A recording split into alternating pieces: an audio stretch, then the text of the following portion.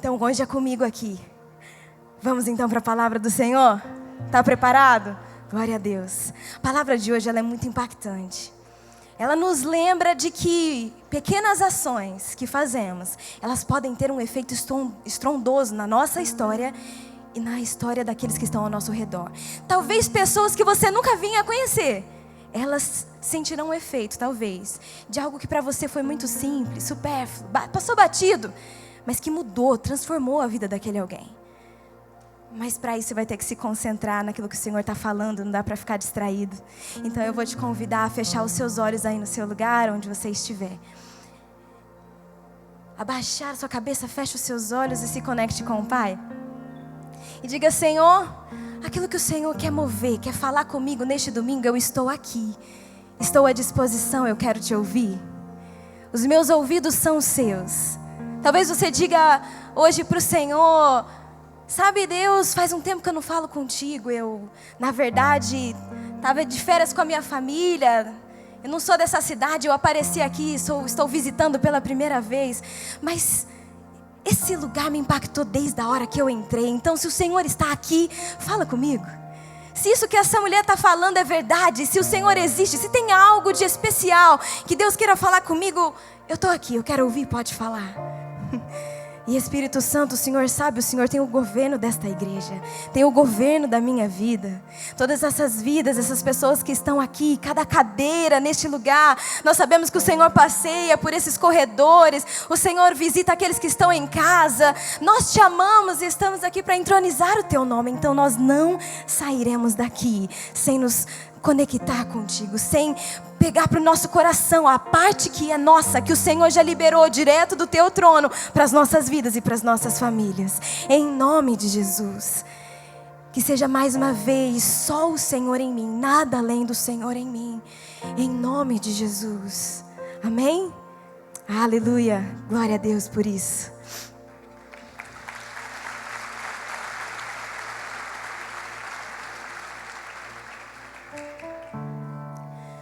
Aleluia.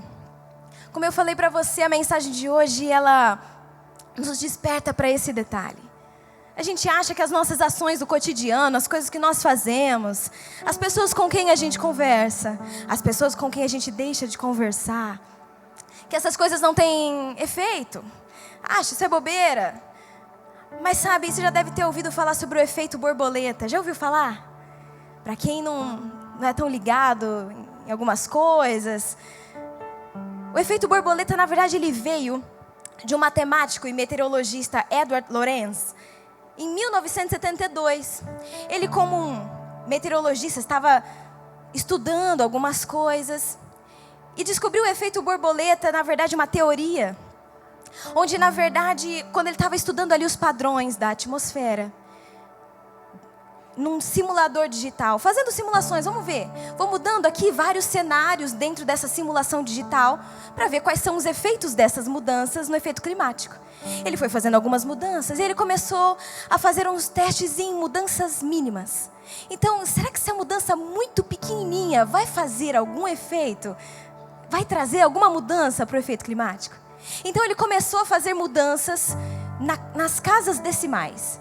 E aí chegou um momento em que ele fez uma mudança onde 0.506127, ele mudou para 6126. Percebeu que está bem longe? Bem longe, cara, uma mudança muito mínima. Mas as mudanças que ele percebeu naquele simulador digital foram muito grandes. Foram catastróficas. E aí foi quando ele começou a perceber que mudanças muito pequenas, lá na frente, elas têm um efeito grandioso. Foi quando ele trouxe a célebre frase que você já deve ter ouvido: um bater de asas de borboleta no Brasil pode desencadear um tornado no Texas. Já ouviu falar essa frase? Um bater de asas de uma borboleta aqui pode desencadear algo muito grande em algum outro lugar. Na sua vida, algo muito pequeno, algum detalhe que te passou batido. Uma história que você já nem se lembra mais. Alguém por quem você orou há muito tempo atrás. Você já nem se lembra, mas aquela pessoa se lembra que foi por causa daquela oração que ela entregou a vida a Jesus. Vamos desenhar mais um pouco? Vamos falar sobre algumas pessoas que talvez tenham experimentado isso. E para isso, o nosso time é demais. Eles fizeram até um mapa mental para você. para a gente ir acompanhando essa história. Nós vamos falar de várias pessoas, de vários personagens aqui. Pessoas reais.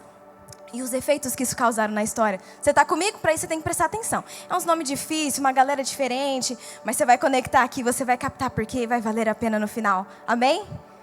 A primeira pessoa de quem nós vamos falar é Edward Kimball, em 1865. Quem era Edward Kimball, Karen? Um professor de EBD. Esse Edward Kimball, um professor de EBD, estava andando ali pela sua cidade, lá em Massachusetts, e num certo dia ele entrou numa loja de sapatos. Entrou numa loja de sapatos e ele vai até o fundo procurando o atendente da loja. O atendente da loja está lá no meio do estoque, no meio das caixas.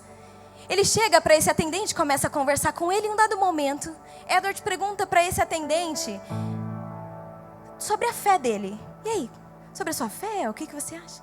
E a hora que eles menos perceberam, no meio das caixas de sapato, daquela bagunça, aquele atendente de loja estava entregando a vida dele para Jesus. Bem ali, no meio daquela coisa, entregou sua vida para Jesus e o destino dele foi mudado. E o nome daquele jovem atendente é Dwight Moody. Então nós temos por enquanto Edward Kimball, o professor de EBD, que falou com o atendente de loja, e esse era Moody. Moody, ele se tornou um dos evangelistas mais influentes da sua geração. Levou centenas de milhares de pessoas para Cristo e vários movimentos iniciados por ele estão comemorando este ano 160 anos de história. O impacto de Moody vai além da geração dele. Ele, no quesito pregação, ele tem moldado, trazido ferramentas que nós usamos até hoje. Que foi o que talvez possibilitou que a palavra do Senhor chegasse a você, a alguém da sua família. E na verdade Moody saiu de um mero atendente para um evangelista em chamas. Em 79, Moody, esse evangelista que estava pegando fogo pelo mundo, ele vai até uma pequena igreja batista no interior da Inglaterra. E nessa igreja, que já era pastoreada por um homem chamado F.B. Meyer, que já era um servo fiel do Senhor, naquele culto ele fala que quando o Moody estava pregando, ele sentiu algo que ele nunca tinha sentido antes, como se algo tivesse mudado dentro dele. Ele fala que aquele dia mudou a vida dele para sempre. Ele diz que nunca mais foi o mesmo. E aí, ele também se torna um evangelista itinerante, assim como Moody. E ele começa a ir pelo mundo e ter também participação em vários avivamentos pelo mundo. No país de Gales, como nós conhecemos, e impactou pessoas como Oswald Chambers. E aí no verão de 86, vocês estão entendendo a cadeia? Um que converteu o outro, que impactou o outro, que incendiou o outro. E então agora nós estamos em Meyer. E em 86, ele pregando numa conferência em Massachusetts. Nessa conferência, tinha um pastor recém-viúvo. E Meyer, em sua pregação, ele direciona-se a esse pastor e diz: o que Deus deseja de você agora? O jovem viúvo era Wilbur Chapman. E ele fala que naquela noite, Meyer disse para ele: se você ainda não está disposto a entregar tudo para Cristo, será que você está disposto a se tornar disposto? Karen, é demais para mim hoje entregar tudo para Cristo. Hoje ele te pergunta: será que você está disposto a se tornar disposto? Essa foi a pergunta feita para Chapman naquele dia. E ele decidiu entregar tudo para Cristo. Essas palavras acertaram ele como um raio e mudaram o ministério dele para sempre. Foi um novo começo na vida dele, ele dizia. E ali ele foi revolucionado pelo poder do Espírito Santo. Ele era um pastor presbiteriano, mas saiu dali também como um evangelista itinerante. E Chapman, ele começa a fazer várias cruzadas evangelísticas, até que ele chega em um ex-jogador de beisebol já aposentado, carreira encerrada. Esse homem era Billy Sunday. Esse jogador de beisebol, já aposentado, começa a ser discipulado por Chapman agora. Começam a caminhar juntos. E então agora, Billy Sunday também se torna um evangelista, participando de cruzadas, estando em reuniões de avivamento em todo o mundo. Já tinha realizado mais de 300 reuniões de avivamento. E então, uma vez, fez uma reunião na cidade de Charlotte, na Carolina do Norte. E enquanto ele estava ali pregando e compartilhando, um grupo de empresários foi tão impactado pela vida dele, que convidou para que ele retornasse naquela cidade para compartilhar mais uma vez. Acontece que a agenda dele estava lotada. Então, ele encaminhou um amigo dele, uma conexão poderosa que ele tinha, um outro evangelista poderoso que ele conhecia, pediu para que cobrisse ele naquela agenda, e a pessoa que foi lá era Mordecai Ham. Ele foi em seu lugar, foi para Charlotte e começou também ali reuniões de avivamento. Nessas reuniões de avivamento tinha um jovem de 16 anos, que morava numa fazenda da região. E ele estava ali noite após noite escutando Mordecai pregar. E numa dessas reuniões, esse jovem de 16 anos correspondeu ao apelo, entregou a sua vida a Jesus. Quem era esse jovem? Bom, os amigos dele chamavam ele de Billy Frank, mas eu e você conhecemos esse homem como Billy Graham. Quem foi Billy Graham, Karen? Estou aqui pela primeira vez, não conheço. Foi o maior evangelista da nossa história do século XX. Esse homem, ele foi um dos evangelistas mais influentes, pregou em mais de 185 países, para mais de 215 milhões de pessoas através de cruzadas evangelísticas, alcançou milhões de pessoas por meio de transmissões televisivas, por rádio. Ele era chamado como pastor da Casa Branca, porque ele estava sempre ali, era procurado para conselhos, era procurado para direções, era um grande homem de Deus. Recapitulando, tudo começou com quem?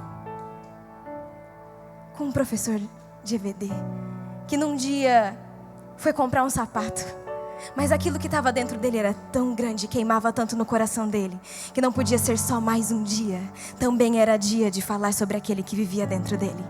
E então, por causa daquele atendente de loja que se converteu e se tornou um evangelista, outro se tornou evangelista, e outro foi discipulado, e mais um se converteu, e mais um foi trazido para o ministério, até que chega em grandes e grandes e grandes. Tudo por causa de uma simples ação que talvez teria passado desapercebida. Efeito borboleta. Se você começar a puxar na memória as últimas experiências que você tem, de um abraço que você deu a alguém que realmente precisava, de uma pessoa que recorreu a você em última instância porque já tinham esgotado todas as forças dela, mas você estava ali e você permitiu que o Senhor usasse a sua vida.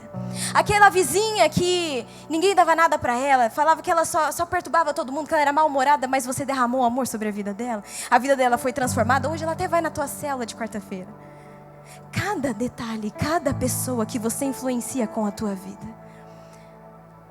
Karen, por que você está falando tudo isso?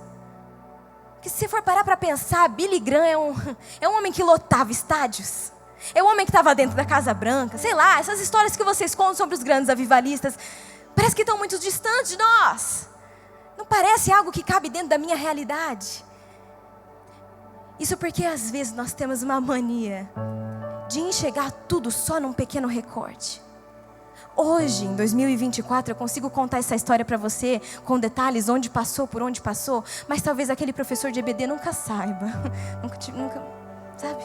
Não chegou ao conhecimento dele, que por causa de uma ação dele, tudo aquilo aconteceu, todas aquelas pessoas que tiveram um encontro com Jesus foram chamadas ao ministério. Nós temos essa mania, a gente não vê como o Senhor vê. Karen, como é então que esse Deus que você está me apresentando hoje vê? Bom, Ele é o Senhor das eras. Ele vê por entre as eras. Ele vê e Ele sabe o que a tua atitude de hoje, aquilo que você está fazendo agora, vai influenciar daqui a alguns anos, daqui 30, 50 anos, coisas que você não vai saber, não vai vir ao teu conhecimento, mas que você plantou. Alguém regou, o outro adubou, mas vai ser colhido daqui a alguns anos. O Senhor das eras vê tudo.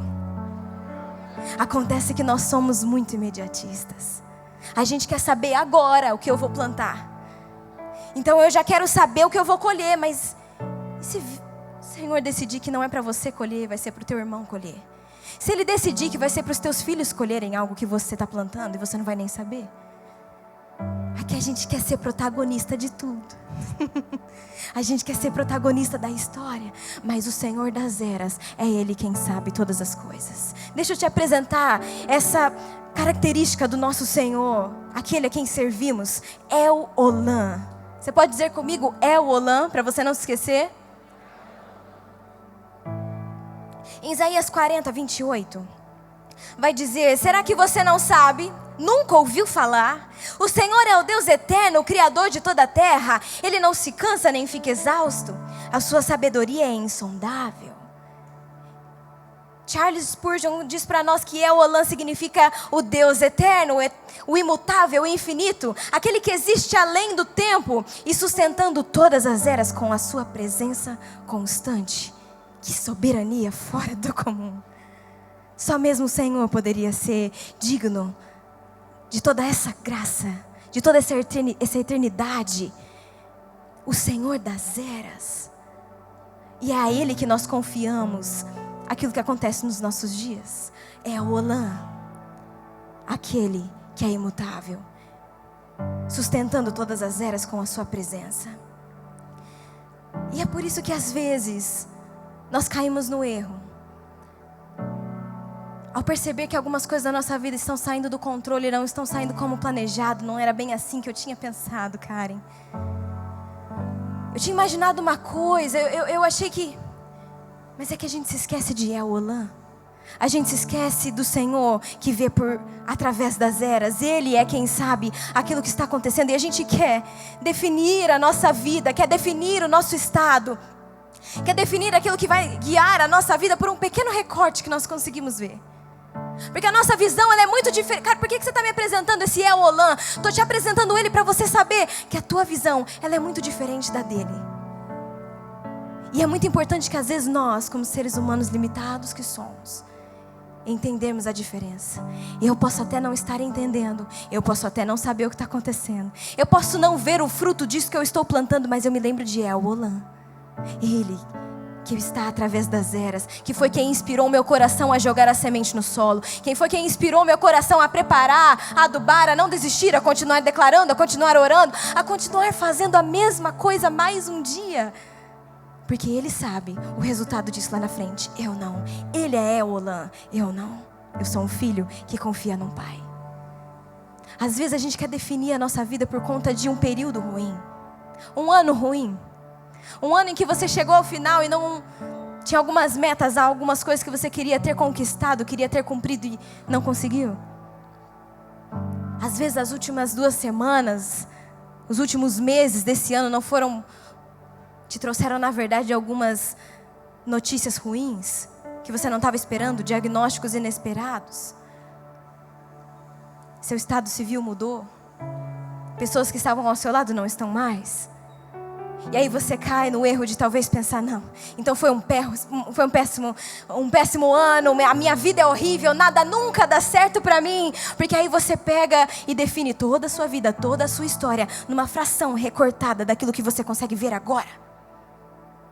Mas aí, é por isso que nessa noite te apresento El-Olam. Aquele que vê através disso. Não é porque o ano de 2024, 2023 para você não foi legal. Querido, olhe para frente, olhe quanto o Senhor ainda tem para fazer na tua vida. Mas só se você confiar nele e permitir que ele te mostre aquilo que ele ainda pode fazer. Quando a nossa visão, ela sobe. Eu amo esse termo, eu gosto de usar uma visão de águia. Às vezes quando ainda tínhamos o discipulado, eu chamava algumas que estavam comigo, ela vinha e ela parecia que só conseguia ver aquele problema daquele jeito, sabe? Algo tão pequeno, mas trazia tanto sofrimento, porque a visão dela estava presa naquele momento, naquele recorte da vida dela, e parecia que o mundo ia acabar. Eu chamava ela e falava assim, e a visão de águia? Peça ao Senhor para mostrar a você coisas que agora você não consegue ver. Peça para Ele revelar a você algo que vem dEle, algo que Ele traz ao teu coração. Filho, você pode não saber, mas eu sei, a tua história não termina aqui. A brilhante história que eu escrevo para você, para a tua família, não acaba aqui. Não acaba nesse não acaba nessa tragédia que aconteceu, não acaba nesse luto, não acaba nessa perda, não acaba nessa traição. Deixa eu restaurar, deixa eu te mostrar o que eu posso fazer, se você confiar em mim, porque eu vejo através das eras. Você vê agora, eu vejo através das eras. Esse é o Deus que nós conhecemos, é o Deus que nós confiamos.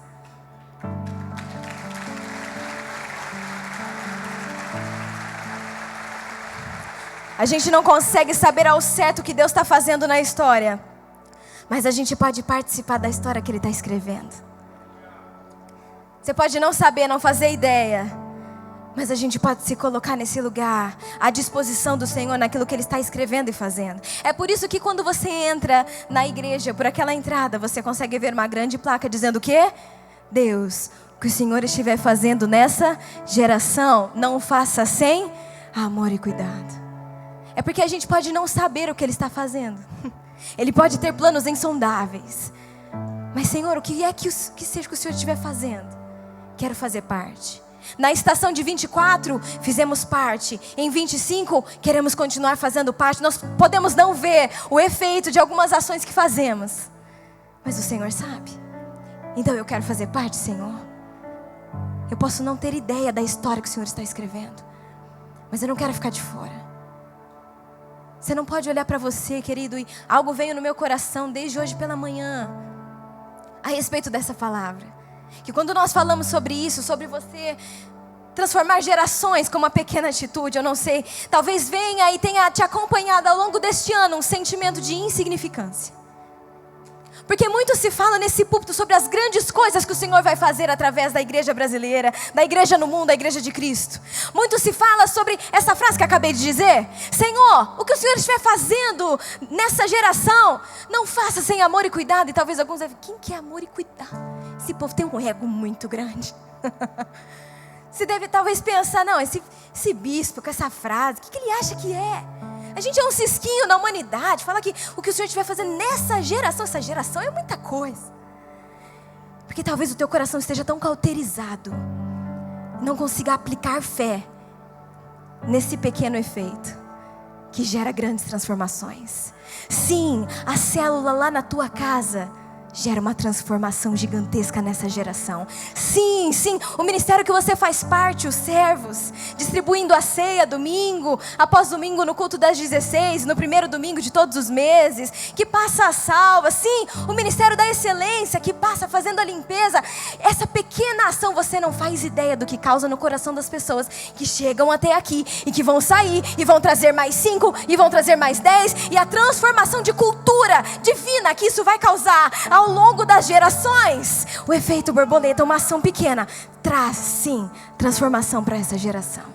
E que o teu coração não se cauterize, irmão, achando que é insignificante, que não tem valor, que talvez você devesse parar. Não, não, não. O Senhor é aquele que vê através das eras. Ele olha para você e fala: filho, você não tem ideia de quantas pessoas mais estão se achegando em 25, porque você foi fiel em 24, naquelas coisas que talvez ninguém tenha visto, mas eu vi. Tem uma outra característica do Senhor, que é El Roi, o Deus que vê. Então não se esqueça disso. Ele é Eolam, aquele que vê através das eras, e El Roi, aquele que vê aqui cada ação sua. Eu acho isso demais. Ele é o Deus que vê através das eras, mas Ele também é o Deus que te vê abrindo os olhos a cada manhã e sendo fiel no pouco. É extraordinário, é muita soberania. É por isso que nós o servimos. Não há outro Deus senão a esse Deus, a quem nós devemos prestar toda a honra, toda a glória e adoração. Entendendo essa história, eu gostaria de compartilhar com vocês a história de algumas mulheres que entenderam que Deus é aquele que vê, e é por isso que a Ele somos fiéis.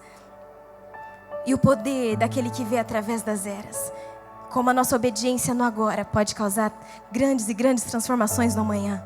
Você está comigo ainda, em nome de Jesus? Então abra sua Bíblia em Êxodo 1, leremos do versículo 15 ao 20, nós também iremos colocar aqui nas laterais, se você não trouxe a sua Bíblia.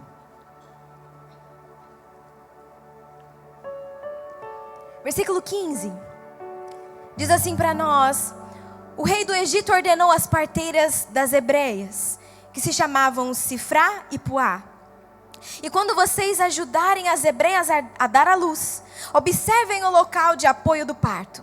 Se for menino, matem-no. Se for menina, deixem-na viver. Contudo, as parteiras temeram a Deus e não obedeceram às ordens do rei do Egito. Deixaram viver os meninos. Então, o rei do Egito convocou as parteiras e lhes perguntou: por que vocês fizeram isso? Por que deixaram viver os meninos? As parteiras responderam ao faraó: sabe que as mulheres hebreias, elas não são como as egípcias. São cheias de vigor e dão à luz antes de chegarem as parteiras. Deus foi bondoso com as parteiras, e o povo se multiplicava, tornando-se muito numeroso. Você deve conhecer diversas histórias na palavra de Deus. Quantas e quantas vezes você já não veio à igreja? Talvez quando eu falei professor de EBD até te bateu uma nostalgia. Eu sou da época criança que foi para EBD. Deu até uma nostalgia. Uau, quantas histórias, quantos personagens da palavra de Deus nós conhecemos. Mas talvez você nunca tenha se atentado à história de Sifra e Puá. Acabei de ler e você não prestou atenção, né? Eu falei agora, você falou, quem que ela está falando? Das duas parteiras que eu acabei de ler no texto. Presta atenção, irmão. Cutuca o irmão do lado aí. Fala, presta atenção. Está no começo da mensagem, você já está morgando. Sifra e Puá, as duas parteiras hebreias. Acontece que é uma história muito interessante. E eu quero te convidar para mergulharmos na história delas nessa noite, em nome de Jesus. Se você entendeu, elas estavam ali desempenhando a função delas mais um dia como deveria ser. E o faraó chega a elas e dá uma ordem: a partir de agora vocês vão matar os meninos. Deixem viver as meninas, mas os meninos vocês vão matar. Mas elas tomam uma decisão de que elas iriam honrar o Senhor, temer o Senhor e não aos homens. E elas decidem obedecer somente ao Senhor e deixar de lado essa direção e esse decreto do faraó. E são detalhes como esse que acontecem no nosso dia a dia. Decisões rápidas que precisamos tomar, de propostas que são colocadas à mesa, ali no seu trabalho, ali na sua faculdade, de coisas que estão acontecendo e ali, olha, a partir de agora você vai fazer assim e não assado. E você tem que decidir, eu honro o Senhor, eu vou temer o Senhor, eu vou temer aos homens. Bom, Sifra e Puá, devidamente mencionadas na palavra de Deus, de forma muito honrosa, tomaram a decisão delas. Elas decidiram honrar ao Senhor, não se submeter ao temor dos homens. Elas se lembraram de El Roi, o Deus que me vê. Então, em primeiro lugar, você vai anotar aí um dos pontos importantes para essa noite, que é viva diante de Deus. Primeiro ponto dessa noite, viva diante de Deus. As parteiras entenderam um conceito muito importante que hoje eu quero te apresentar. Corandel. Você pode repetir comigo? Corandel. Fala que nem crente, irmão. Corandel. Corandel é uma expressão em latim. Ela foi usada no cristianismo histórico, principalmente durante a Reforma Protestante. Significa diante de Deus ou na presença de Deus. Fala sobre o lugar secreto, fala sobre viver no sagrado, mas muito além do sagrado das quatro paredes. Corandel fala de toda uma vida vivida diante de Deus. Toda uma vida vivida diante de Deus, não só dentro das quatro paredes. Durante a Reforma, tinha muito marcada essa linha do sagrado e o secular. E a gente fala muito disso aqui na igreja, não fala? Trazemos muito isso, não existe isso de aqui dentro da igreja é sagrado, mas lá fora a sua família, o seu trabalho, isso não tem nada a ver com Deus. Você já entendeu que não é assim, amém? Amém, glória a Deus.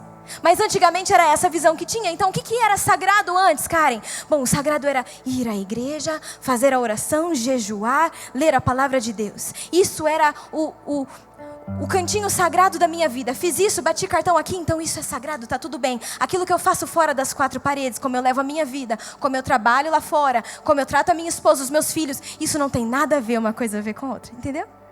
Eu já fiz a minha parte do sagrado. Aquilo que é sagrado é entre quatro paredes. Fora das quatro paredes é da minha conta. Isso não tem nada a ver. Isso é secular. As coisas não se envolvem. Mas aí nós entendemos corandel. Toda uma vida vivida diante de Deus. Então eu entendo que não só é sagrado vir à igreja e adorar ao Senhor com cânticos, erguer as minhas mãos e ler a palavra e jejuar, mas também é sagrado como eu cuido do meu lar, como eu faço um almoço para o meu marido, como eu levanto os meus filhos de manhã para ir para a escola. Também é sagrado como nós resolvemos conflitos sem desonrar um ao outro. Também é sagrado quando eu me levanto, eu vou para o meu trabalho e lá sou honesto, lá faço o melhor que posso, chego no horário e vou embora no horário. Entende? Isso também é sagrado. A vida ordinária também é sagrada. Corandel, eu vivo diante do Senhor em todo tempo. Em todo tempo eu posso me encontrar com Ele, posso acessá-lo, a minha vida é toda dele. Então eu a vivo diante dele todos os dias. Entendeu agora o conceito? Uma vida vivida diante de Deus. tudo é sagrado. A existência humana é vivida corandel, diante de Deus ou na presença de Deus, dizia Lutero. A existência humana é vivida assim, diante dele. Tudo está debaixo da visão do Senhor Jesus. E uma vez, até sobre isso, perguntaram a Lutero o que um sapateiro convertido podia fazer para servir melhor a Deus e ser um cristão melhor. Ei, empresário, talvez você perguntasse: ei, como eu posso ser um empresário melhor? Eu vendo sapato. Como eu posso ser um sapateiro melhor? E aí, talvez você esperasse algo dentro desse nicho, o que é sagrado e o que é secular. E talvez fossem dizer para você: não, agora o que você vai fazer é só vender sapato para crente. E coloca um nome bem crente. E aí você só vende para crente. Coloca sei lá, dá um jeito. Estilo de crente, só vende para crente. Isso vai te tornar um sapateiro melhor, um cristão melhor. Mas sabe o que Lutero responde para aquele cara? Ele responde: faça um bom sapato e venda por um preço justo. Isso já é glorificar a Jesus com o seu trabalho. Faça o que te cabe e faça bem feito.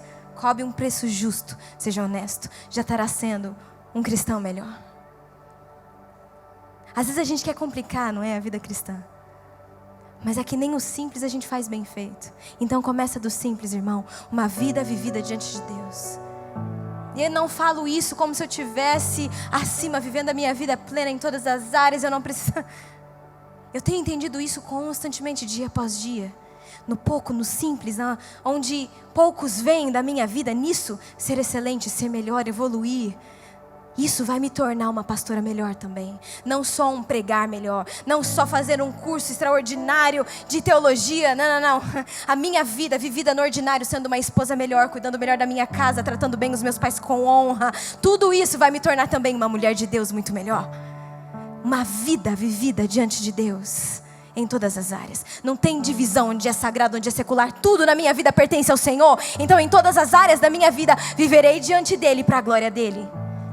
Se você também vai colocar isso daí na tua listinha de 25, você tinha esquecido, né? Coloca lá, viver corandel. Toda uma vida diante dEle. Tudo é sagrado, tudo é o melhor, para a glória dEle. Isso é demais. Nós vemos isso na palavra em 1 Coríntios 10, 31. Assim, quer vocês comam, quer bebam, quer façam qualquer outra coisa, façam tudo para a glória de Deus. Colossenses 3,17. Tudo o que fizerem, seja em palavra, seja em ação, façam-no em nome do Senhor Jesus, dando graças a Deus Pai, por meio dEle. Por que, Karen, tudo isso? Porque reflexo de avivamento é excelência. Se eu estou vivendo mais com o Espírito, se Ele tem levado o meu coração a viver o máximo que eu posso viver, as pessoas vão enxergar na sua vida excelência, entrega total, uma vida diante do Senhor Jesus. Nossa tarefa não é injetar Deus de alguma forma no nosso trabalho. Para colocar Deus no meu trabalho, eu vou com uma camisa da loja C. Isso é colocar Deus no seu trabalho? Não. Mas se juntar a Deus no trabalho que Ele já está fazendo e por meio de nossas vidas vocacionais, a própria santidade se parece com uma habilidade artesanal. Mais do que você querer fabricar e colocar diante de Deus algo, é você perguntar a Ele o que Ele já está fazendo, então se colocar à disposição para dar prosseguimento ao que Ele já está escrevendo. A gente tem muito falado nessa igreja como cada um dos nossos jovens adultos, todas as idades, irão influenciar cada uma das esferas da sociedade, sim ou não? Temos dito na área da saúde, na área política, na área econômica, na área das artes, do entretenimento, da moda. Temos dito, mas mais do que você querer chegar lá e fazer o seu e colocar da tua, é falar: Senhor, o que o Senhor quer fazer na próxima estação política da minha geração? O Senhor já está fazendo alguma coisa. Não é que eu vou fabricar, não é que eu vou salvar o mundo, não é que eu sou protagonista dessa geração. Não é nesse sentido que dizemos, mas o Senhor já está fazendo algo e Ele quer fazer algo nessa geração em transformação, porque nós sabemos que o Senhor tem algo para o Brasil. O Senhor tem libertação para nós, tem transformação para a nossa política, para a nossa economia. O Senhor tem e Ele pode fazer. A questão é, Ele já está escrevendo algo. E aí vem de mim, de você, não falar, eu vou chegar lá e eu vou resolver tudo, porque eu sou bom, eu tenho Jesus. É falar, Deus, o Senhor já está fazendo algo. O que o Senhor está fazendo na estação política nessa geração? É isso? Ok, conte comigo. O Senhor quer que eu seja assim, que eu faça isso, então eu estarei. Senhor, na estação da moda, o que o Senhor está fazendo para 2025? Quais são as tendências que vão ser lançadas em 2025? Pois escreva meu nome aí, eu quero fazer parte daquilo que o Senhor vai fazer. Eu vou na contramão da agenda que o mundo vai trazer. Eu vou na agenda que o Senhor está escrevendo. Eu não vou trazer uma terceira agenda, uma quarta agenda. O Senhor já tem a sua agenda, o Senhor já tem aquilo que Ele está fazendo. E eu venho para fazer parte, para colaborar, para dar as mãos e encaminhar naquilo que Ele já está fazendo. Seja nos negócios, seja na educação. O Senhor está fazendo algo. A gente vem para fazer parte daquilo que Ele já está fazendo. Para isso, tem um detalhe muito importante que você precisa anotar aí. Conheça a Deus. Tem que conhecer aquele que você quer que seja conhecido. Você quer fazer Jesus conhecido? Você precisa conhecê-lo. Você precisa saber qual é o caráter desse homem que você prega com a sua vida. Será que a sua vida reflete Ele? Bom, a gente reflete a Ele se nós conhecemos a Ele. Se Ele habita em mim. Eu vi uma frase hoje na Bíblia da minha mãe, até anotei. Anotei em algum lugar aqui, não sei, aqui. Ela estava sentada ao meu lado hoje pela manhã, ela falou, olha essa frase que eu escrevi. Aí eu, muito boa essa frase, vou usar. Dizia assim, você ensina o que sabe, mas transmite o que vive.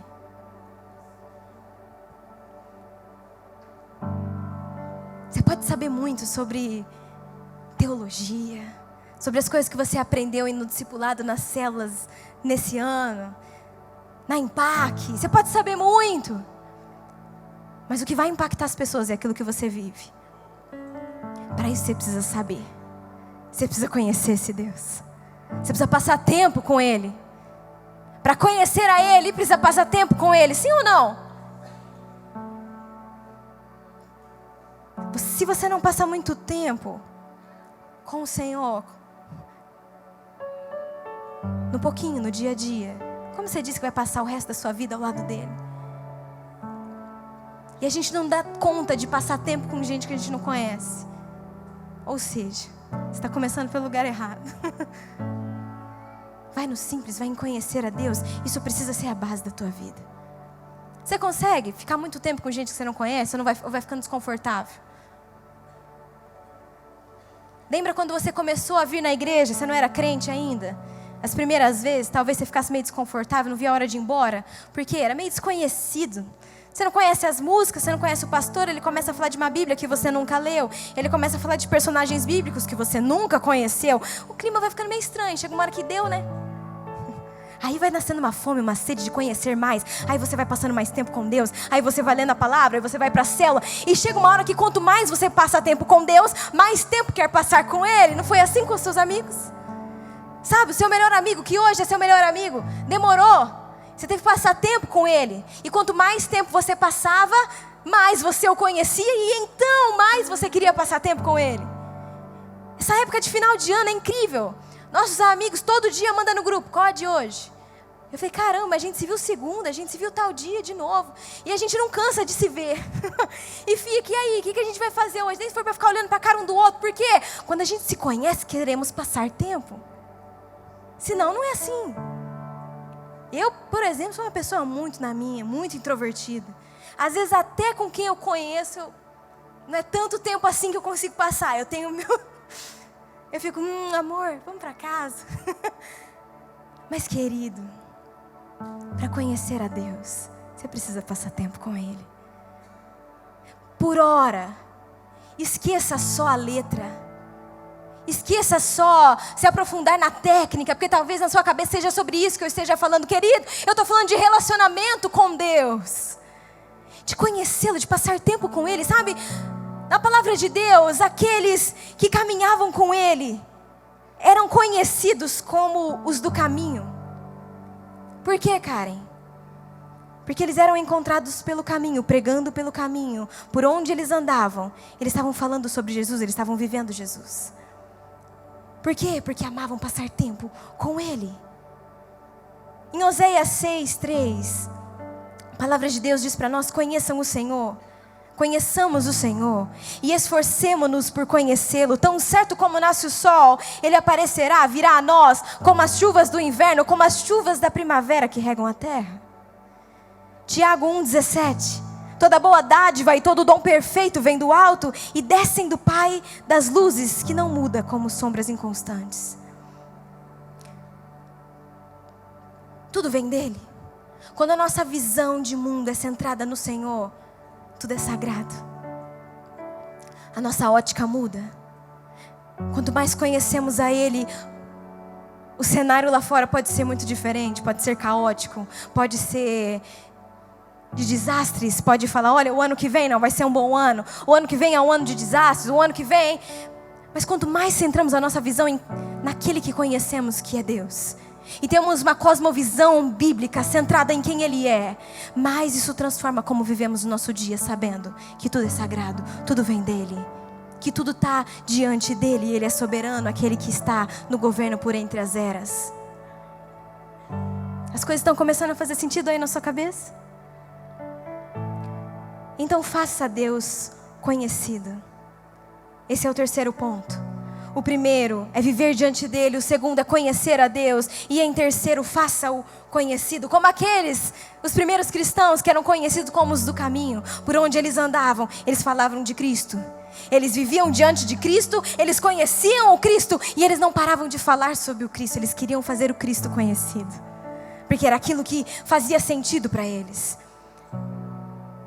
Mateus 5,16, assim brilha a luz de vocês diante dos homens, para que vejam as suas boas obras e glorifiquem o Pai de vocês que está nos céus. Do que está falando esse texto, Karen? Vivam a vida de vocês por onde for, como seja, resplandecendo a luz de Cristo, para que olhem para vocês e vejam, tem algo diferente dessa pessoa. Sabe, tem sim um grande poder na pregação, não vou falar que não. Tem sim uma grande influência. Eu estou aqui, eu tenho um microfone na mão, tem muitas pessoas aqui, tem muitas pessoas online, e o alcance desse vídeo online também pode chegar a muitas pessoas. É muito poderoso, sim, mas querido, o viver a vida cristã no dia a dia tem um impacto tão poderoso. Não é só com o microfone na mão que você vai transformar uma geração. Não, é muito pouco sobre isso e muito mais sobre vida na vida. Muito mais sobre as pessoas que nós influenciamos quando ninguém está vendo, quando as luzes estão apagadas, não tem câmera filmando, não tem microfone na mão. Então pare de achar que você talvez não vai fazer tanta diferença nessa geração, porque você não é o Bispo Marcelo, porque você não é o Pastor Giovanni, não sou eu, não tem um microfone na sua mão. Pare de achar que é insignificante aquilo que você faz. Basta entrar numa loja esse final de ano para comprar um presente. Você pode converter uma pessoa que você não faz ideia que ela pode fazer na próxima geração.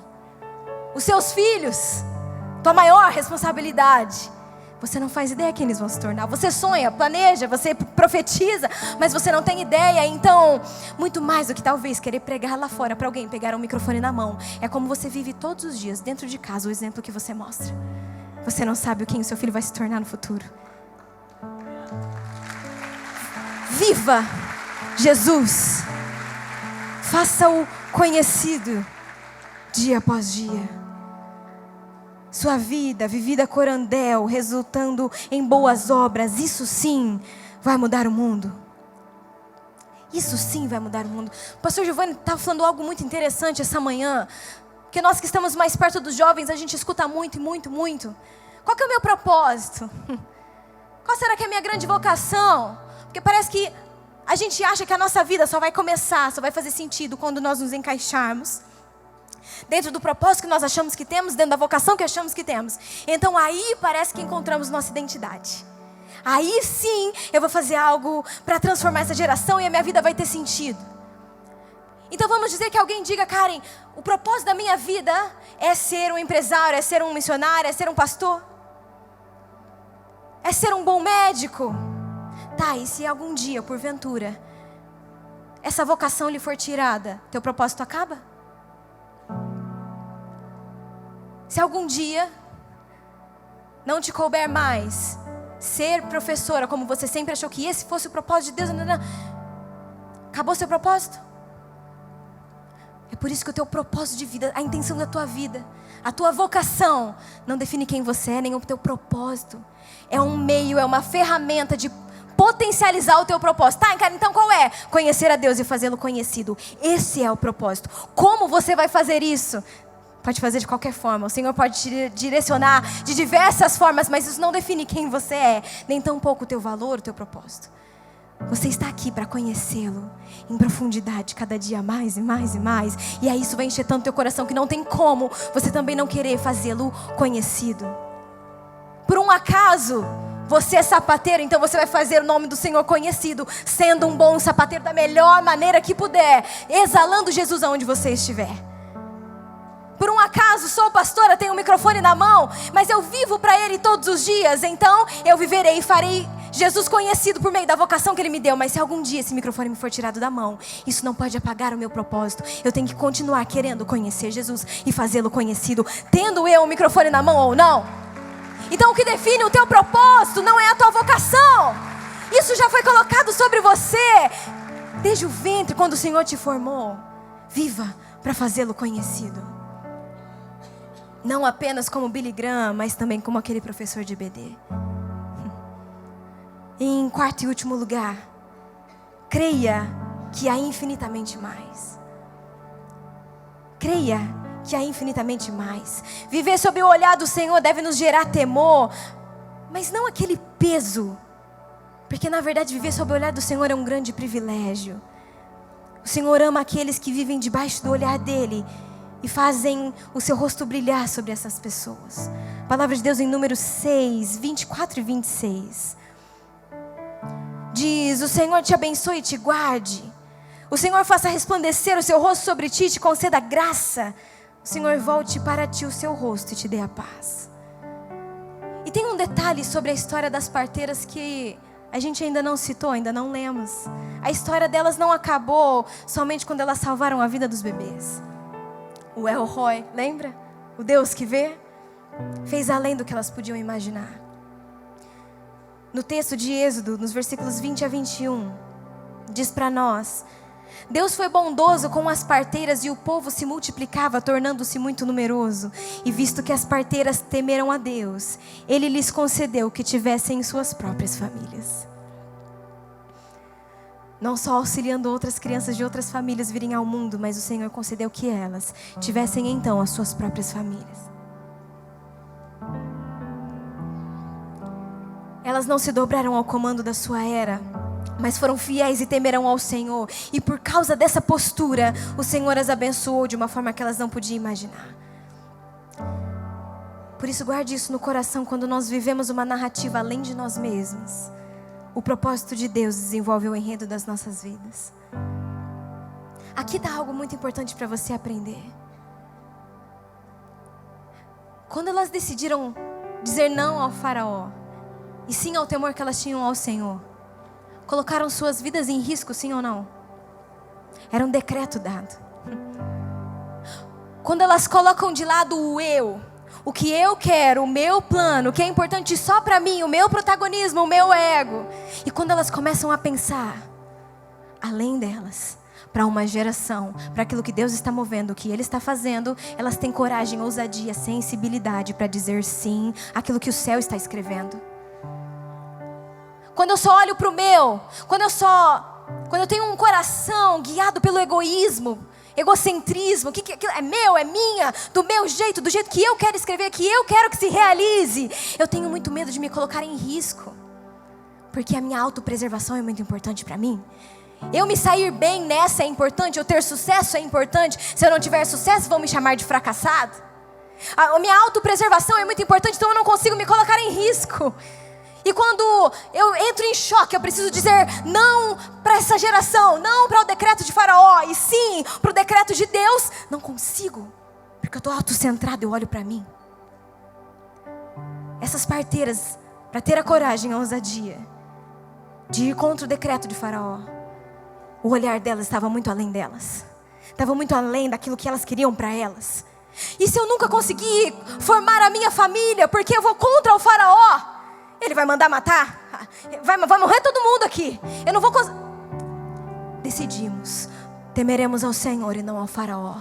Desobedeceram o decreto.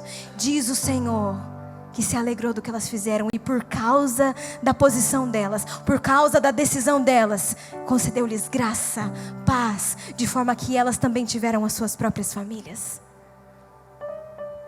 Eu quero te convidar nesse 2025, sim, a sonhar, a sentar e escrever. Queridos, nós mesmos estamos dando para vocês o papelzinho para você escrever, sim ou não, sonhos, planos que vocês têm para 2025. Mas o que eu quero chamar a tua atenção é tirar talvez um pouco da tua ótica do eu quero para o meu 25 isso, e se lembrar, é o 2025 do Senhor, ao qual eu farei parte daquilo que Ele está escrevendo. Então, Senhor, aquilo que eu tenho planejado, aquilo que eu quero, passa teu filtro, passa os teus olhos e me mostra se aquilo que eu tenho sonhado faz sentido com aquilo que o Senhor já escreveu, e então me coloca debaixo daquilo que o Senhor quer fazer. Tira o olho do que é meu, minha, do meu sucesso, do meu jeito, do que eu quero fazer, e fala: Senhor, tem algo grande acontecendo. E nessa noite eu entendi que não, a minha vida não é insignificante. Não, eu não. É uma igreja grande, eu entro e saio, ninguém me percebe. O El Roi te vê, El Olam te vê. Então aquilo que você faz, aquilo que você planta, não passa desapercebido do céu. Então, em nome de Jesus, querido, aquilo que você estava sonhando, planejando, Senhor, tem algo extraordinário acontecendo.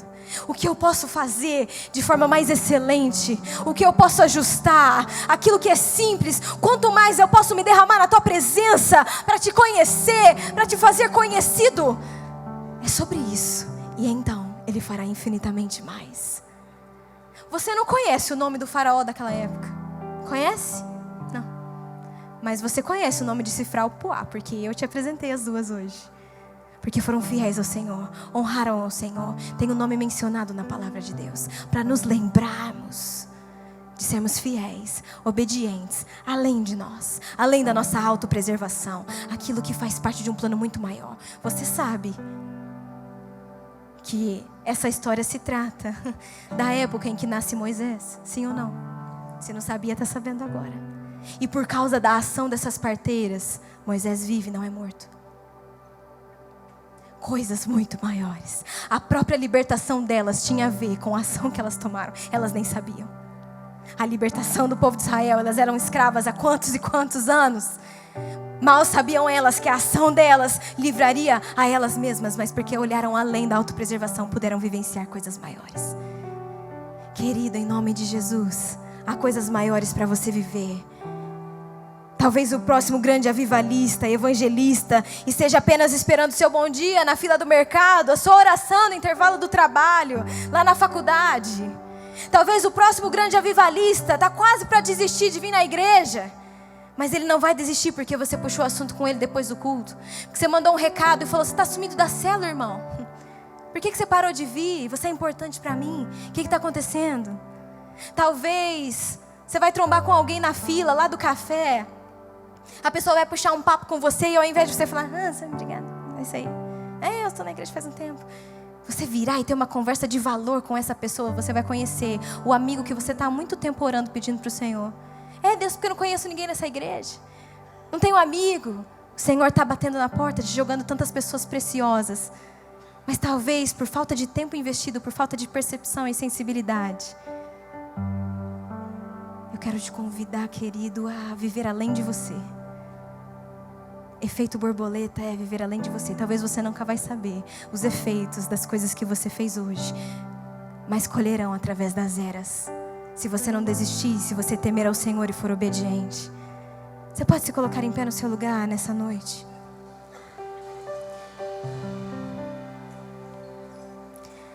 O Senhor pode fazer tanta coisa por causa da tua disponibilidade, a tua obediência.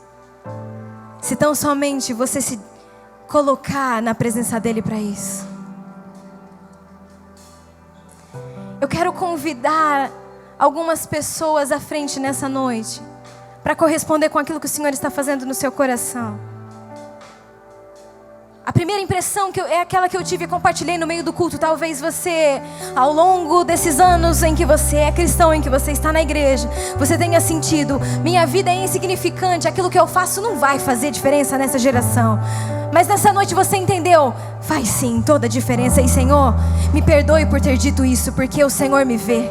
Eu não passo desapercebida aos teus olhos. Então eu estou aqui para fazer um compromisso de que o Senhor pode contar comigo, pode contar com a minha disponibilidade, porque eu entendi que o que eu faço é sim muito significativo para o reino de Deus.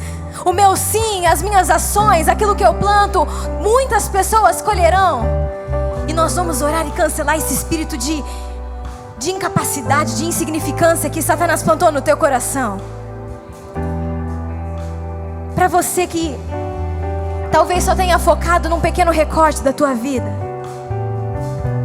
Você chegou nesse culto chateado, fazendo uma retrospectiva do seu ano. É o último domingo do ano, Senhor, e parece que as coisas não foram nada como eu planejei.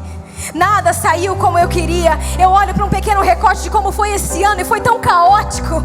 E eu tenho a impressão de que a minha vida não tem mais jeito. Mas o Senhor te lembrou hoje que Ele é aquele que vê através das eras, e que você não pode basear a tua vida por um pequeno recorte, por um ano que seja da sua vida, 2 anos, 1 mês, 2 meses, por causa do diagnóstico que você recebeu essa semana. Não, a sua vida não se resume a isso. O Senhor é aquele que vê através das eras, e Ele pode trazer cura, transformação. Tão somente creia, tão somente obedeça, fique firme no Senhor. Nós queremos orar por você, encher o teu coração de fé, para que você veja além daquilo que você pode ver com os seus olhos humanos. Por aqueles que estão disponíveis por fazer o Senhor conhecido, corresponder com a voz dEle chamando. O altar está aqui. Corresponda com aquilo que o Senhor tem chamado você a fazer, não de maneira extraordinária, mas sendo aquele que aonde estiver vai se esforçar para fazer o Senhor conhecido, a maneira que Ele puder transbordar da tua vida. E um desejo especial no coração de alguns, de conhecer mais o Senhor. Escute algo, conhecer ao Senhor não é uma coisa que você faz uma vez na vida. Karen já conhecia o Senhor, eu conhecia Ele nesta igreja, sou muito grata, não. É conhecer ao Senhor e prosseguir em conhecê-lo. É conhecê-lo e querê-lo mais. É tocar em algumas partes, mas querer mais profundo. É beber dessa água e querer sempre mais, e Ele sempre vai ter mais para dar. Então, em nome de Jesus, se o seu coração tem queimado por corresponder em conhecer mais dEle e se aprofundar mais no conhecimento de Deus, para que dessa forma tantas coisas sejam reveladas a você, sobre quem você é, a tua vocação e o que você pode fazer. Querido, o altar está aqui. Nós queremos orar. Eu vou te dar 30 segundos.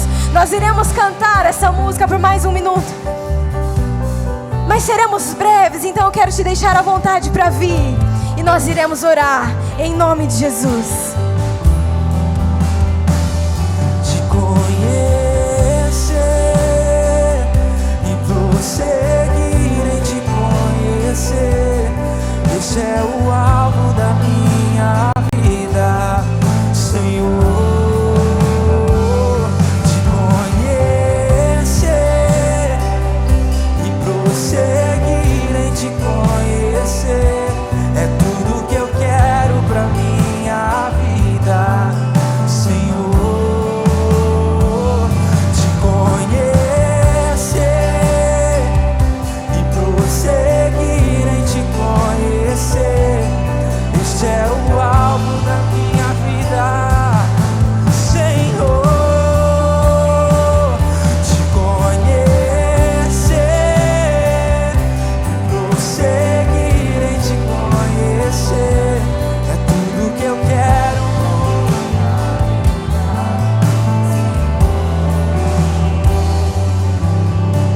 Jesus,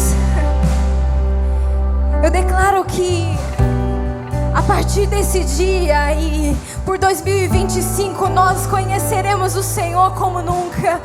Nós veremos o Senhor como nunca vimos antes. Foi declarado sobre a tua igreja um ano de uma nova unção, e nós só acessaremos essa unção pelo conhecimento de Deus, por mergulhar em quem o Senhor é, por nos relacionarmos com o Senhor, ter uma nova revelação de quem o Senhor era. Então, em nome de Jesus, que os corações se voltem para o Senhor, que eles queimem de amor, de paixão, fome e sede pela tua presença como nunca nossa geração, aqueles que caminham conosco.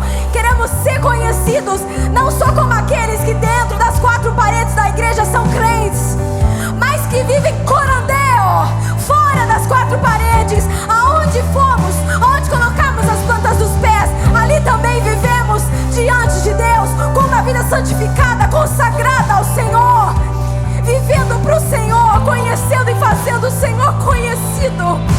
É para isso que fomos chamados, foi para isso que nascemos, em nome de Jesus. Que os teus filhos possam se encontrar na casa do Senhor, na presença do Senhor.